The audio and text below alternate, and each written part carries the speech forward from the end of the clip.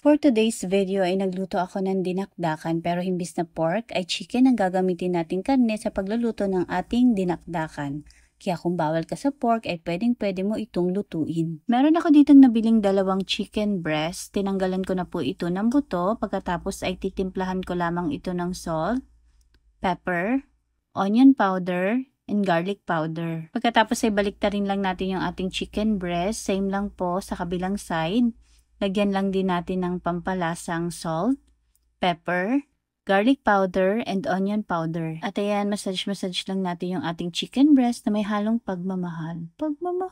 Para kumapit yung mga nilagay nating pampalasa sa ating chicken breast. At ayan, ready na yung ating chicken breast. Sa panagpainit na ako ng mantika, tapos isa-isa ko nang ilalagay yung ating chicken breast. Sa katamtamang apoy ay lulutuin ko lamang yung ating chicken breast dahil madali lang naman itong maluto. At ayan, kapag ganyan na yung color, ay ready na yan. Pwede na natin itong iset aside.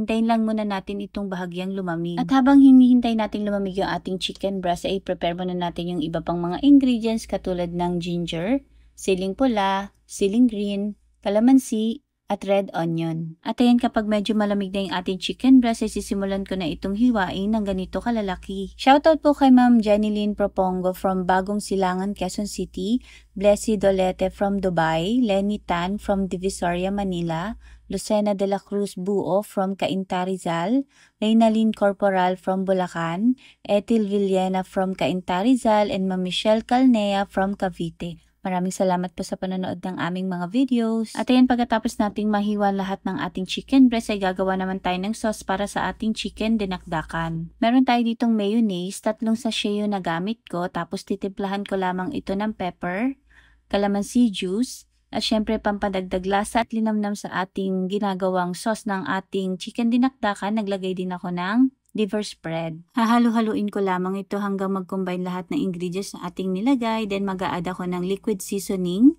Continuous lang po sa paghahalo hanggang mapantay yung lasa ng ating ginagawang sauce para sa ating chicken dinakdakan. Sa isang bowl, ilalagay ko na yung ating nahiwang chicken breast, red onion, siling green, ginger, and siling pula. At kapag nailagay na natin lahat, ilalagay na natin yung sauce na kukumpleto at magpapasarap sa ating chicken dinakdakan. Ito yung ginawa nating sauce kanina at ngayon pa lang ay tinitingnan ko pa lang ay natatakam na ako sa ginagawa kong chicken dinakdakan. Yan, halu-haluin lamang natin ito ng mabuti hanggang makoat ng sauce yung ating mga ingredients at magpantay yung lasa. O diba, aminin mo, itsura pa lang, nakakatakam na. At ayan, ready na yung ating chicken dinakdakan.